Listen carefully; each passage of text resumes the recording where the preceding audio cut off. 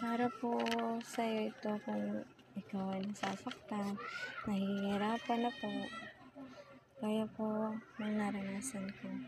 Pero po, sa pananampalataya kay Kristo, huwag po akong mawala ng pag-asa. Alam ko po na meron talagang mga pagsubok na dumarating sa atin dito sa mundo, pero mananampalataya pa rin po tayo na tinapos na ito ng ating Panginoong Hesus. Hindi po kaloob ng Diyos ang kahirapan. Naniniwala po ako dahil ito'y malaking sampal sa akin. Nabuksan po ang aking kaisipan sapagkat ang Panginoong Hesus ay nagpapahirap para tayo ay managana. Ito nga po sa 2 Corinto chapter 8 verse 9, mababasa po natin dyan na ang ating Panginoong Hesus ay nagpakahirap para tayo mapayaman. Namuhay ng mahirap dahil po para sa atin. Grabe, sobrang mahal tayo ng Diyos, diba?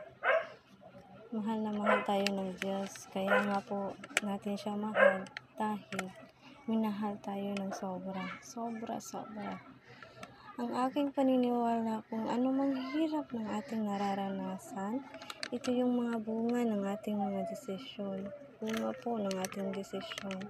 Naniniwala po ako, ang Diyos ay hindi nagpaparusa sapagkat sobrang mahal tayo ng Diyos. Dahil siguro sa ating mga maling desisyon, napapalo tayo para tayo ay ituwid. Mahal tayo ng Diyos sa kabila ng kahirapan.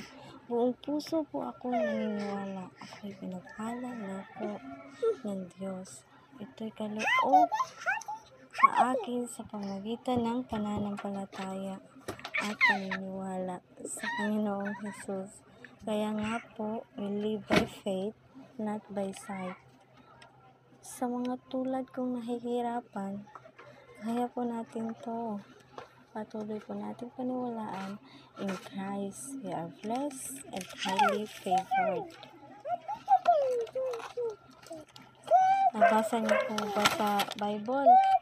May mga mansion po tayo sa langit.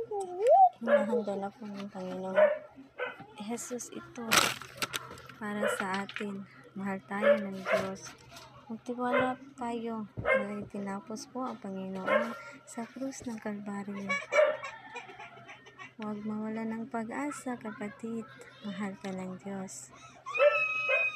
God loves you.